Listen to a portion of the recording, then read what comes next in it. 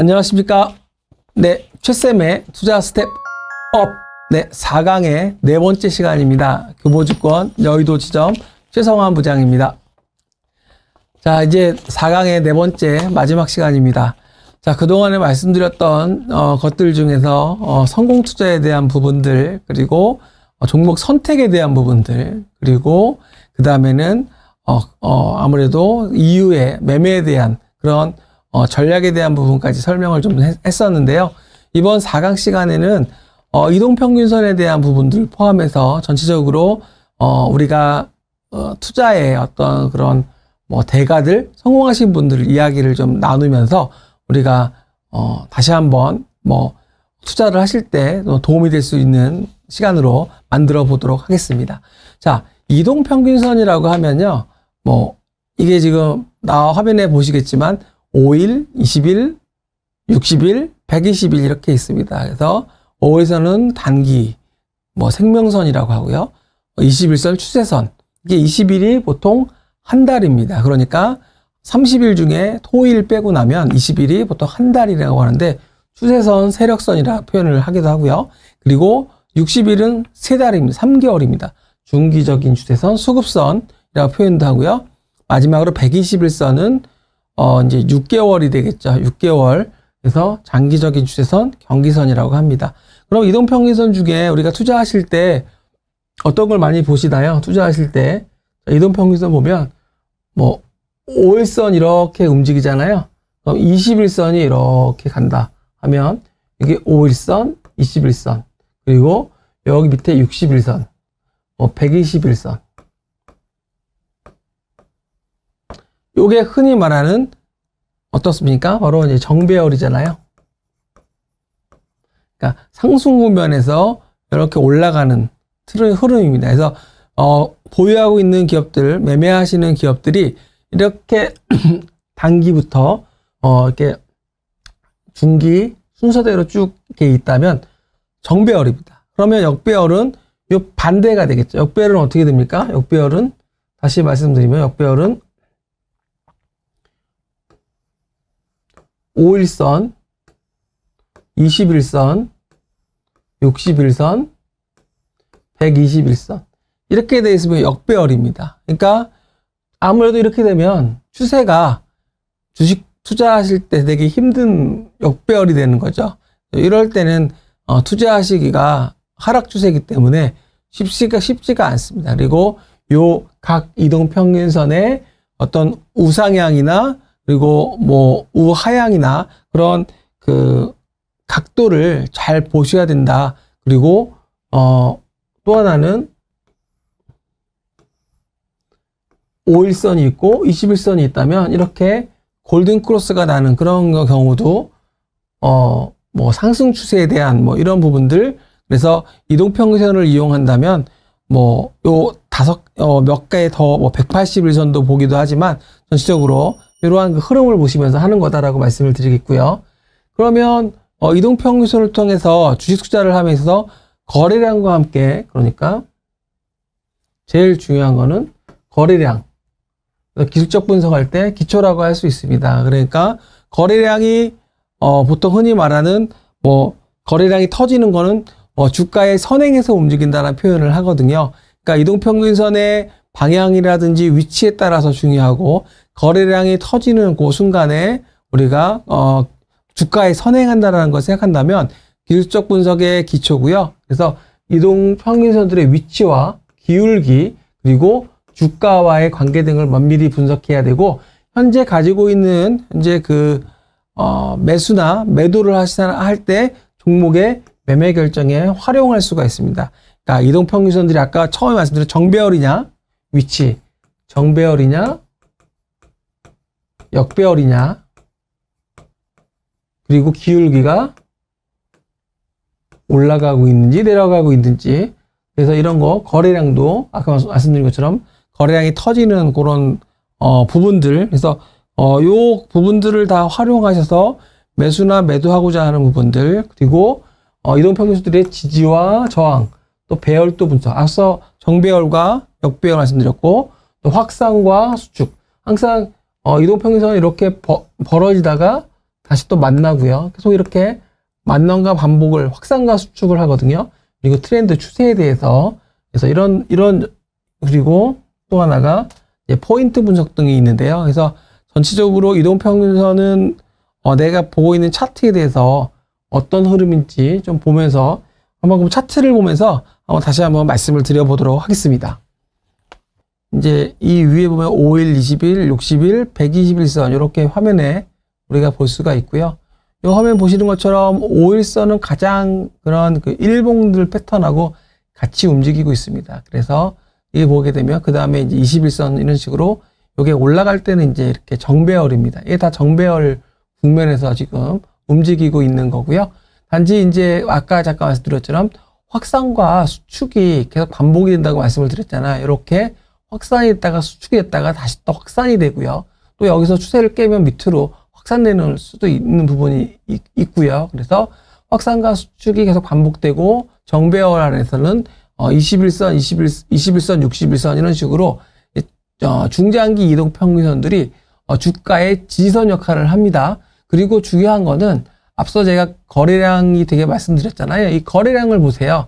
주가는 거래량은 주가에 선행한다고 말씀을 드렸는데 이렇게 없던 거래량이 한 번씩 터지면 주가가 올라가는, 그러니까 여기서는 올라갔잖아요. 뭐 반대로 없던 거래량이 터지면서 주가가 빠지기도 합니다. 그러니까 이런 것처럼 거래량은 주가에 선행한다. 그러니까 이 국면을 보시면 우리가 좀 이해를 할 수 있겠죠. 그래서 보통 이제 거래가 터졌을 때 우리가 물론 이러겠죠. 대부분 투자하시는 분들이 여기서 샀으면 좋았을 텐데 근데 이렇게 사도 늦지 않다라는 거죠. 그래서 거래량이 터졌을 때 정배열이고 특히 또 지지가 됐을 때 저항이 아닌 지지가 됐을 때 우리가 돌파하고 여기 또 돌파하는 국면이잖아요. 그래서 이동평균선하고 거래량을 함께 같이 보시면 투자하실 때, 매수하실 때, 진입하실 때, 또 매도하실 때 이동평균선에 대한 활용도가 꽤 높다. 그래서 지금은 이제 확산됐다가 수축이 되는 국면이잖아요. 그러니까 우리가 타이밍을 잘 보셔야 됩니다. 그래서 우리가 보통 이제 야구 선수로 따지면 어디서 살까에 대한 고민이 분명 들잖아요. 들 때 볼을 걸러내듯이 야구 선수가 스트라이크가 내가 들어올 때까지, 내가 원하는 가격 구간에 들어올 때까지 한번 기다려서 매매하는 전략도 중요하다. 그러니까 투자를 하실 때 낚시하는 얘기 많이 하는데요. 기다릴 줄 아는, 내가 원하는 가격에 들어올 때, 스트라이크 존에 공이 들어올 때 뱃을 휘둘리는 그런 전략도 필요하다. 그래서 그때 중요한 게 거래량 터지는 것도 꽤 중요한 하나의 또 포인트다. 이렇게 좀 말씀을 드리도록 하겠습니다. 그래서 이동평균선과 거래량, 그러니까 기술적 분석을 통해서 할 수 있는 부분에 대해서 지금 말씀을 드렸습니다. 그러니까 방금 보신 것처럼 결국에는 투자를 함에 있어서 거래량 계속 강조드리지만 이게 주가에 선행한다. 이런 말도 하잖아요. 세력이 들어왔네. 매집했네. 이런 표현들 많이 아마 들어보셨을 겁니다. 그러니까 그 거래량이 터졌을 때는 무엇인가 손바뀜이 많이 나왔고 누군가 주식을 많이 사고 팔았다는 얘기이기 때문에 거래량은 주가에 선행한다. 그래서 이동평균선과 거래량, 지지와 저항, 배열도 분석, 확산 수축, 트렌드까지 함께 같이 보신다면 기술적 분석을 하실 때는 상당히 좀 도움이 될 수 있는, 그래서 내가 뱃을 휘두를 때 정확하게 스트라이크 존에 공이 들어올 때 해야지 허쉬잉이 안 되겠죠. 매매를 하신다면 그렇게 도움이 되셨으면 좋겠고요. 수익이 나지 않는다면 어떻게, 이게 잘못된 습관이라는 부분을 한다면 수익을 바꿔야 되겠죠. 그 부분을 바꿔야 된다고 생각합니다. 그래서 추석 연휴 기간 동안 그리고 또 보시면서 나만의 투자 원칙을 세워보면 어떤가 해서 말씀을 좀 드려보겠는데요. 종목 선택하는 거, 그리고 그런 투자를 하는 시기 가장 우선돼야 될 원칙을 세우는 거죠. 그 원칙을, 그러면 주식 가격과 기업의 가치와 차이를 분명히 알아야 됩니다. 제가 아마 1강 때 말씀을 드렸던 것 중에 하나가 주가가 이렇게 올라왔어요. 이게 10,000원. 2만원. 자, 화면에서 보시면, 이게 너무 많이 올랐으니까 못 사, 비싸. 그게 아니라, 시가총액이 이때가 500억이에요. 시가총액이. 이때가 시가총액이 1000억이에요. 이 회사의 가치가 5천억은 돼야 돼. 그러면 이 1000억, 만원에서 비록 2만원, 100% 올랐지만 싼가요? 비싼가요? 여전히 싸다라는 거죠. 기업의 적정 가치. 주가를 보지 마시고, 주식의 가격을 보지 마시고, 기업의 가치를 보자. 그래서 또 PER보다는 미래 EPS 성장률이 중요하다. 그러니까 현재 PER이 뭐 10배냐, 5배냐, 뭐 20배냐 이런 것도 뭐 당연히 우리가 보는 거지만 저평가, 고평가에 대한 밸류에이션에 대한 부분 때문에 보는 거지만 미래에 대한 성장에, 실적에 대한 성장하는 부분들이 굉장히 중요하다. EPS 다시 한번 강조를 드리겠고요. 그리고 약세장이다. 그리고 추세 판단, 지금처럼 약간 뭐 좀 어렵다 하면 현금도 투자합니다. 현금도 투자하니까 현금 비중을 좀 있으셔도 됩니다. 어려울 때는, 판단이 어려울 때는 현금 비중을 올려주는 것도 좋다. 자, 기술적 분석에 대해서 말씀을 드렸는데 약간 아쉬운 거는 후행성 지표라는 부분들. 그래서 약간 거기에 따라서 내가 약간 참고하는 부분들, 그리고 이 앞에 대한 부분들을 조금 더 강조 드리는 부분들 아마 1강부터 들으셨다면 아마 기억을 하실 겁니다. 그래서 1강부터 제가 상반까지 그런 이야기를 드렸었고요. 투자 원칙 세우면 뭐 절대로 지키기는 누가 얘기했습니까? 워렌 버핏이 한 얘기잖아요. 난 1번이 돈을 안 잃는 거고 2번이 그 1번을 절대적으로 지키는 거죠. 돈을 안 잃는다라는 표현이 되게 멋있는 것 같습니다. 기업 탐방을 이제 다닙니다. 저는 기업 탐방을 한 달에 한 10건 이상 다닙니다. 그래서 잘 알려진 큰 기업들, 뭐 삼성전자, 그런 LG화학 그런 큰 기업도 좋지만 작은 기업들의 탐방이 효과적입니다. 그래서 기업을 다니면서 우리가 부동산 투자할 때 토지 보듯이 또 아파트 단지 뭐 이런 걸 보듯이 다니게 됩니다. 그러면서 회사의 수익 구조, 경쟁 강도, 재무제표 표적은 미리 좀 확인을 하고, 그리고 시장의 규모 확대 가능성, 확장 여부 되게 중요하죠. M&A도 할 수 있고요. 그리고 이런 BW, CB 증자 이런 거는 당연히 BW나 CB는 확인을 해보셔야 됩니다. 이게 잠재적인 오버행도 되고요. 그리고 시가총액을 주가를 희석하는 요인이 됩니다. CEO에 대한 부분들, 마인드, 회사의 비전 확인, 또 그리고 주식 담당자의 말은 제가 50%만 믿는다고 그랬는데 여기에 대해서는 플러스 마이너스 하셔도 됩니다. 이거는 절대적인 게 아니라서요. 그분들의 어떤 생각을 우리가 참고하는 거기 때문에.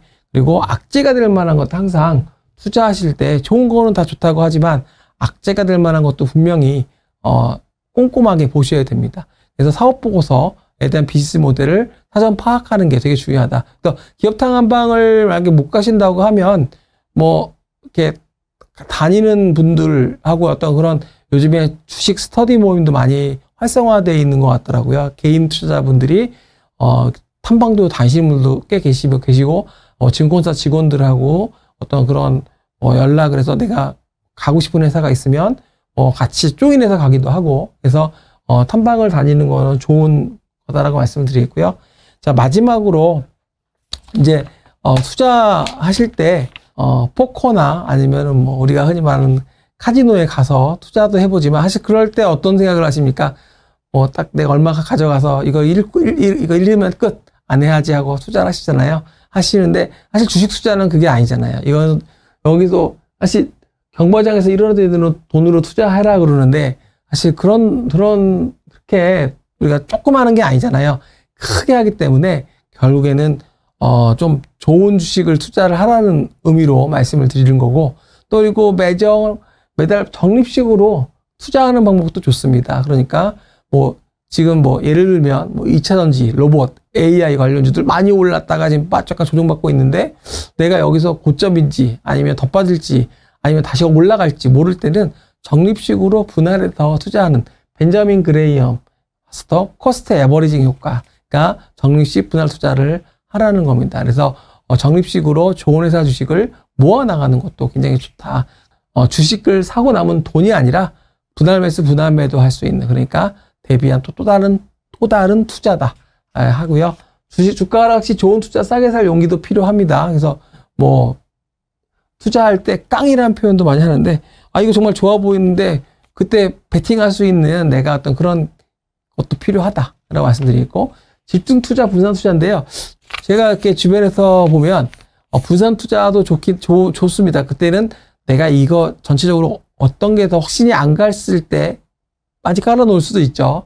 근데 내가 정말 확신이 간다면 조금 압축해서 집중 투자해도 거기서 오히려 투자가 더 잘 날 수가 있습니다. 그게 워렌 버핏이 잘 아는 기업에 투자해라 이러는 거고요. 모르는 종목들에 분산 투자하는 것 올인만큼이나 아주 위험한 일이다. 이렇게 말씀을 좀 드리겠습니다. 모르는 기업들에 다 깔아놓으면 어떻게 합니까? 이게 그만큼 손실이 많이 나겠죠. 자, 포트폴리오 필리피션은 충분히 우량 성장주 5개 이내 검증된 이렇게 하라고 하는데, 사실 뭐 10개 정도도 중견기업이면 10개도 되고요. 10% 초과하지 말라고. 이거 되게 펀드 매니저 기관 투자자들 투자하는 거 이렇게 포트폴리오 보면은 뭐 좀 약간 참고를 하시면 좋을 것 같아요. 거기 우리가 뭐 펀드 같은 거 해보시면 집으로 날라오는 펀드의 그 보유 종목 현황이나 이런 거 보시면 좀 참고를 하시면 좋죠. 그러니까 어떤 업종군에 어떻게 투자했는지. 그래서 소형주면 5%는 너무 위험하다 그랬는데, 사실 뭐 앞서 잠깐 말씀드렸지만 이렇게 하는 게 정석이라고 한다면, 뭐 내가 정말 잘 아는 기업이 있다면 조금 더 압축해서 투자할 수 있는 것도 저는 좋다고 생각을 합니다. 그래서 뭐 한 바구니에 담지 마라, 분산 투자하라, 뭐 투자액 안전성에 따라 비중을 달리해라, 3개에서 10개면 충분하다. 피터 린치도 얘기를 했습니다. 그래서 종목을 너무 많이 벌리는 것보다는 내가 아는 기업들로 해서 좀 담으시면 좋겠다라는 말씀을 드리겠고요. 자, 이제 여기까지 말씀을 드렸는데요. 결론적으로 말씀을 드리면 검증된 우량 기업에 뭐 5개 이내거나 압축된 투자 말씀드렸지만, 좋아 보인다면 조금 강하게 한번 배팅을 하는 것도 좋은 방법이 될 수 있다. 이렇게 말씀을 드리겠습니다. 네, 이상 4강을 4번째 강의를 오늘 해서 이렇게 마치고요.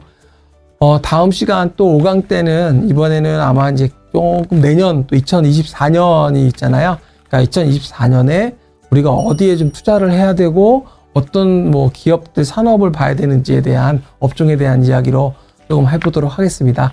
그럼 4강 마치도록 하겠습니다. 네, 감사합니다.